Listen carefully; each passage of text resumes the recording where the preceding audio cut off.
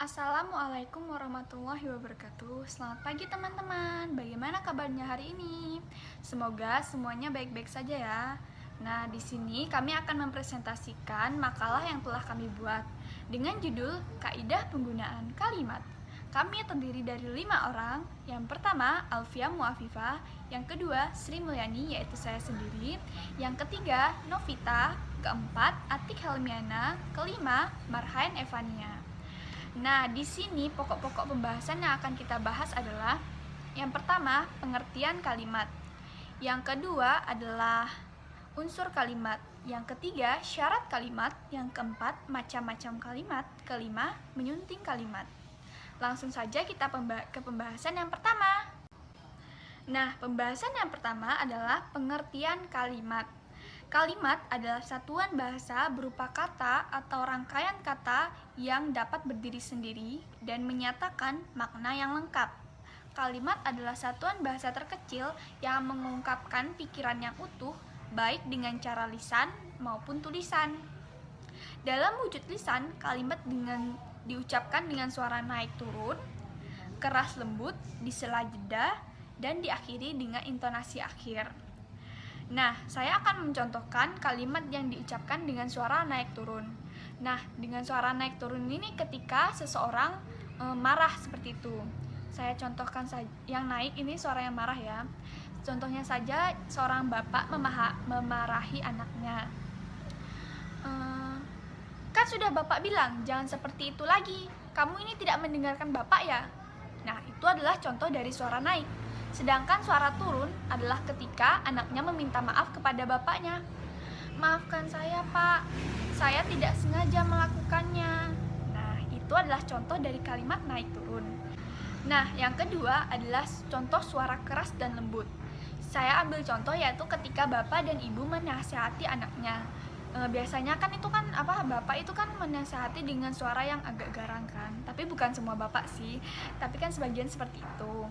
Contohnya saja bapak saya sendiri. Nah, menasihatnya, ya sudah, jangan seperti itu lagi. Kamu kalau seperti itu lagi nanti akan bapak hukum. Sedangkan ibunya, ya sudah nak, jangan seperti itu lagi ya. Ibu akan memaafkan kamu kali ini, tapi lain kali jangan seperti itu lagi. Nah, itu adalah contoh dari suara keras lembut. Nah, yang ketiga yaitu di sela jeda. Contoh dari kalimat yang di sela jeda seperti ini. Baiklah, saya tidak akan memarahi kamu lagi. Nah, antara baiklah dan saya itu kan ada jeda seperti itu. Sedangkan untuk dan diakhiri dengan intonasi akhir seperti ini. Apakah kamu tahu jika dia telah membohongi kamu? Nah, antara kamu seperti itu ada intonasi akhirnya.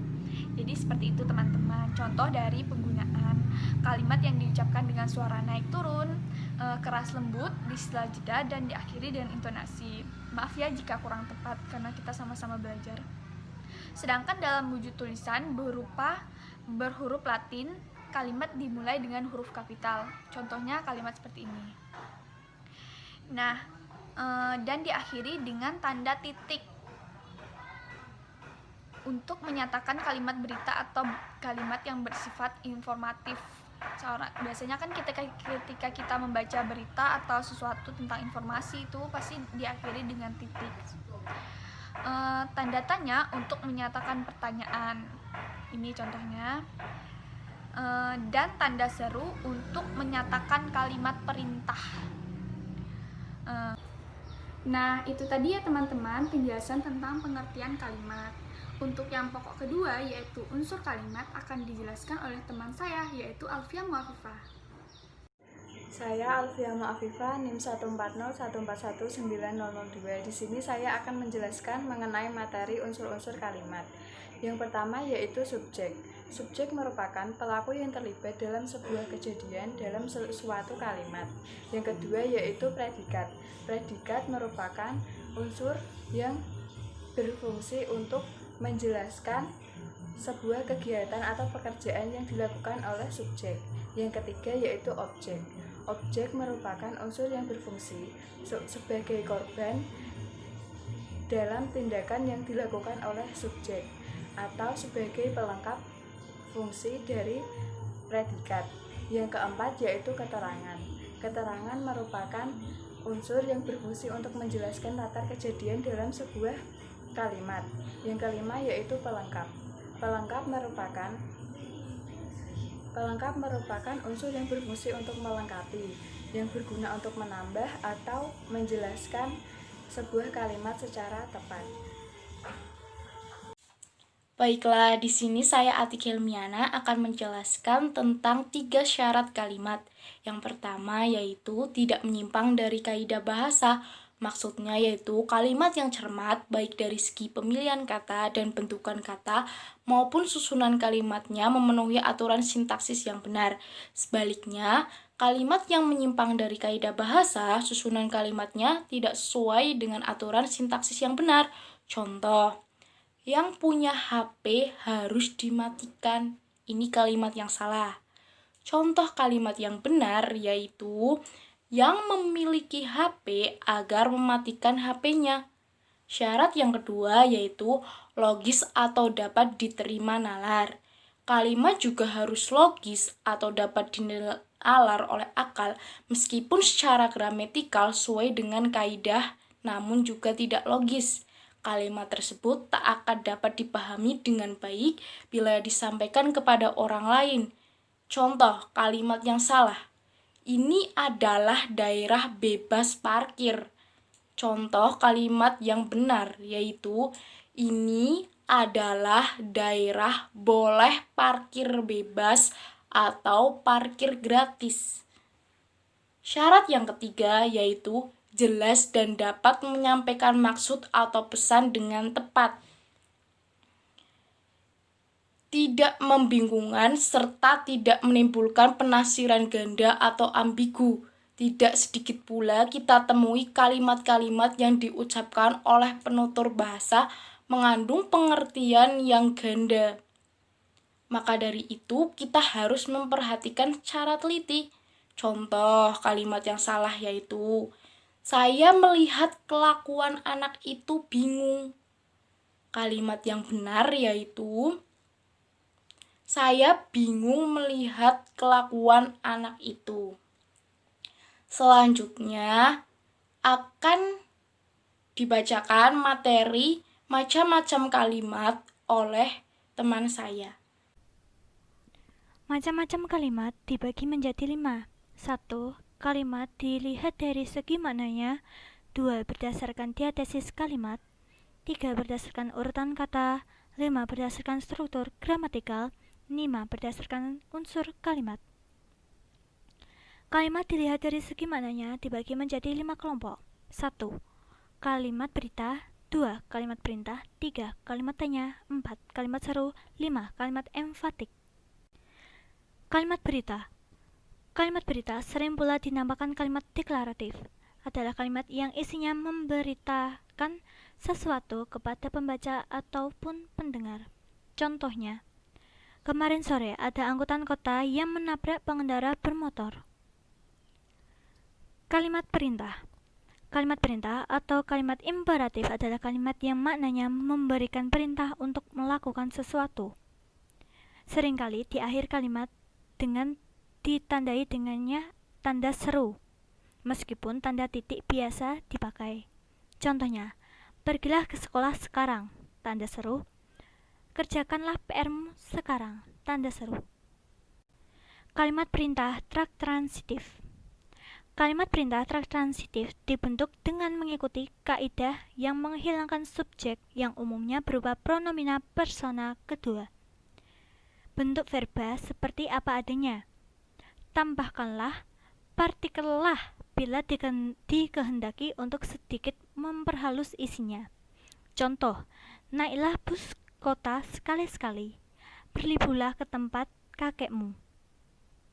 Kalimat perintah transitif aktif.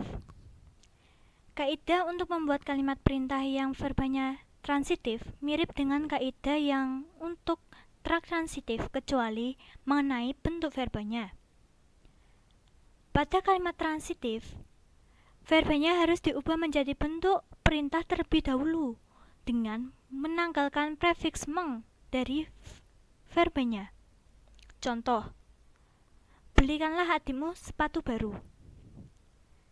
Carilah pekerjaan apa saja. Atau berangkatkan kereta itu sekarang. Kalimat perintah bentuk pasif. Kalimat perintah dapat pula dinyatakan dalam bentuk pasif. Bentuk verbanya masih tetap dalam bentuk pasif dan urutan katanya juga tidak berubah.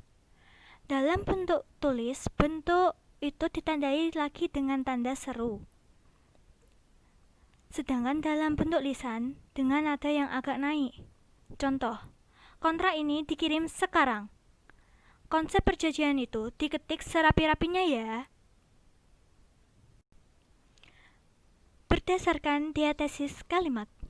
Berdasarkan diatesis kalimat dibagi menjadi dua, yaitu kalimat aktif dan kalimat pasif. Kalimat aktif, kalimat yang subjeknya langsung melakukan pekerjaan terhadap objeknya. Kata kerja kalimat aktif umumnya ditandai oleh awalan mo. Tapi tidak sedikit kalimat aktif yang predikatnya tidak disertai imbuhan tersebut, misal makan dan minum. Contoh, Marhen menggunakan besi untuk menciptakan bunyi. Kalimat pasif. Kalimat pasif, kata kerjanya cenderung memakai di atau ter. Contoh, bangunan itu dikerjakan dengan baik oleh para teknisi ternama. Berdasarkan urutan kata. Berdasarkan urutan kata dibagi menjadi 4, yaitu kalimat normal, kalimat inverse, kalimat minor, kalimat mayor. Kalimat normal, kalimat yang subjeknya mendahului predikatnya. Kalimat yang berpola dasar. Kalimat inverse. Kalimat jenis ini adalah kebalikan dari kalimat normal, di mana predikatnya mendahului objek. 3. Kalimat minor. Kalimat yang mempunyai satu inti fungsi gramatikalnya. Bentuk kalimat minor seperti kalimat tambahan, kalimat jawaban, kalimat salam, panggilan maupun judul. Kalimat mayor. Kalimat mayor hanya mempunyai subjek dan predikat. Objek pelengkap dan keterangan boleh ditambahkan sesuka hati, sama seperti pola dasar pertama. Berdasarkan struktur gramatikal. Berdasarkan struktur gramatikal dibagi menjadi dua, yakni kalimat tunggal dan kalimat majemuk. Kalimat tunggal. Kalimat yang hanya mempunyai satu pola kalimat, yang hanya memiliki satu subjek dan satu predikat, serta satu keterangan jika diperlukan. Kalimat majemuk mempunyai kata penghubung yang berbeda, sehingga jenis kalimat tersebut dapat diketahui dengan cara melihat kata hubung yang digunakan. Jenis-jenis kalimat majemuk ada berbagai macam. Di antaranya, 1. Kalimat majemuk setara.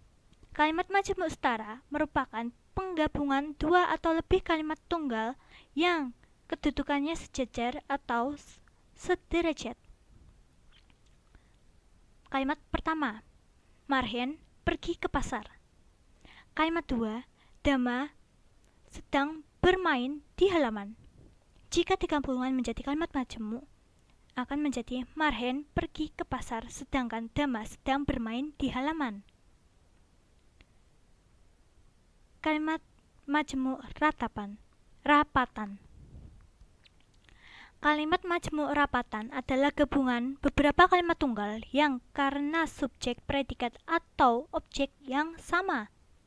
Bagian yang sama hanya disebutkan satu kali. Contohnya, pekerjaannya hanya makan. Kalimat 1, tunggal 1. Pekerjaannya hanya tidur. Kalimat tunggal 2. Pekerjaannya hanya bermain HP. Kalimat tunggal 3. Jika dijadikan kalimat majemuk rapatan akan menjadi pekerjaannya hanya makan, tidur, dan bermain HP. Kalimat majemuk bertingkat. Kalimat majemuk bertingkat adalah penggabungan dua atau lebih kalimat tunggal yang kedudukannya berbeda. Di dalam kalimat majemuk bertingkat terdapat unsur induk kalimat dan anak kalimat. Anak kalimat timbul akibat peluasan pola yang terdapat pada induk kalimat. Contoh, kemarin ayah mencuci motor, induk sebagai induk kalimat. Ketika matahari berada di ufuk timur, anak kalimat yang sebagai pengganti keterangan waktu. Ketika matahari berada di ufuk timur, ayah mencuci motor. Hal ini akan menjadi kalimat majemuk bertingkat cara 1. Untuk kalimat majemuk bertingkat cara 2 akan menjadi seperti ini. Ayah mencuci motor ketika matahari berada di ufuk timur. Kalimat majemuk campuran. Kalimat majemuk campuran ialah gabungan antara kalimat majemuk setara dan kalimat majemuk bertingkat. Sekurang-kurangnya terdiri dari 3 kalimat. Contoh, Dama bermain dengan Aca. Kalimat tunggal pertama. 2. Kalimat sebagai kalimat tunggal sebagai induk kalimat juga. Marhen membaca buku di dalam kamar kemarin. Anak kalimat sebagai pengganti keterangan waktu ketika aku sedang di rumah. Ketika aku datang ke rumah.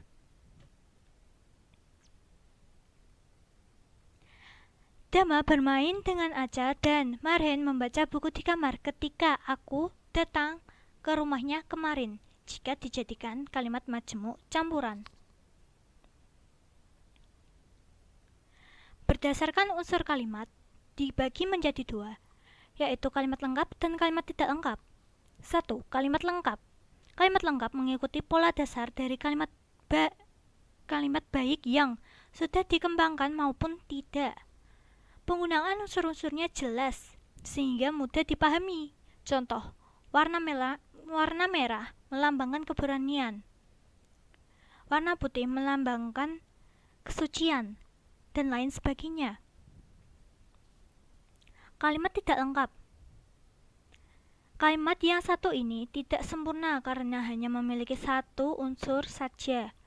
Kalimat ini biasanya berupa semboyan, salam, perintah, pertanyaan, ajakan, jawaban, satuan, larangan, sapaan, dan lain sebagainya. Contoh, kapan pulang?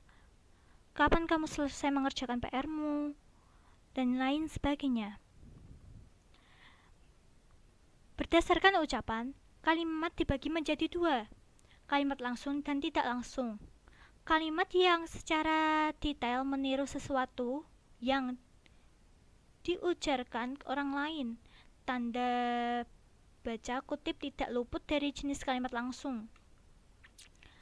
Kutipan dalam kalimat langsung berupa kalimat tanya, kalimat berita, ataupun kalimat perintah. Contoh, letakkan senjatamu, bentak Pak Polisi. Dan masih banyak contoh lainnya. Kalimat tak langsung. Kalimat yang melaporkan kembali kalimat yang diujarkan orang lain. Kutipan dalam kalimatnya semuanya berbentuk berita. Contoh, Bapak Budi berkata padaku bahwa lebih baik membaca daripada bermain-main. Perkenalkan, nama saya Novita, NIM 1401419026. Saya dari kelompok 5. Di sini saya akan menjelaskan tentang penyuntingan kalimat. Penyuntingan kalimat adalah memperbaiki karangan berdasarkan kaidah-kaidah yang benar, yang meliputi ejaan, tanda baca, pemilihan kata, kalimat, paragraf, sistematika penyajian, keterbacaan, dan kebenaran konsep. Di dalam penyuntingan kalimat terdapat dua unsur. Yang pertama, ejaan. Yang kedua, tanda baca. Pada ejaan, biasanya ketika penyuntingan atau orang yang menyunting akan meneliti teks tersebut apakah sudah sesuai dengan aturan ejaan yang telah disempurnakan atau tidak. Jika tidak, maka harus disesuaikan. Penulisan huruf kapital, penulisan huruf cetak miring. Pada penulisan kata, kata dasar, kata pembentukan, kata ulang, gabungan kata, kata ganti, kata depan, partikel, singkatan, dan akronim. Pada penulisan angka dan lambang bilangan, penulisan unsur ejaan dan pemakaian tanda baca. Contoh, penggunaan kata menyium adalah salah dalam aturan ejaan yang telah disempurnakan. Imbuhan me jika bertemu dengan huruf y menjadi hilang, sehingga kata menyium akan mendapat suntingan menjadi mencium. Kedua, tanda baca. Kesalahan dalam menulis karangan sering dilakukan oleh penulis. Penggunaan tanda baca seperti tanda titik, tanda koma, dan lain-lain haruslah diperhatikan sehingga perlu diperbaiki supaya pembaca dapat memahami maksud tulisan kita dengan cepat. Contoh, dalam penulisan penggunaan tanda koma, Rizka membeli buku tulis, buku gambar, dan penggaris. Kalimat tersebut belum tepat dan akan disunting menjadi Rizka membeli buku tulis, buku gambar, dan penggaris titik. Kemudian cara menyunting. Yang pertama, bacalah kalimat per kalimat untuk menemukan kesalahan, penggunaan ejaan, diksi, dan pola kalimatnya. Yang kedua, catatlah atau beri tanda pada kalimat atau kata yang akan disunting. Yang ketiga, betulkanlah atau perbaikilah suntingan kalimat, kata ejaan, atau apa yang telah dicatat sebelumnya.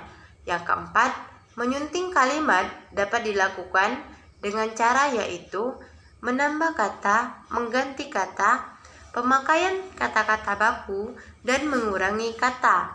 Hal itu dilakukan agar kalimatnya menjadi efektif, namun tidak mengubah isi kalimat. Yang kelima, memeriksa keterpaduan antar paragraf untuk memastikan paragraf tersebut padu. Yang keenam, memperhatikan kesalahan dalam paragraf dapat dilakukan dengan beberapa cara. Yang pertama, membuang kalimat yang tidak padu, mengganti kalimat yang tidak padu dengan kalimat yang padu, dan menambah kalimat agar paragraf tersebut menjadi padu. Yang ketujuh, memperbaiki keruntuhan paragraf yang satu dengan paragraf yang lain.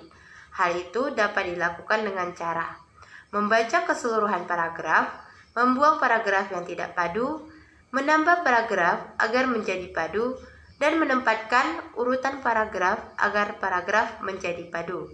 Sekian presentasi dari kelompok 5, kurang lebihnya mohon maaf. Wassalamualaikum warahmatullahi wabarakatuh.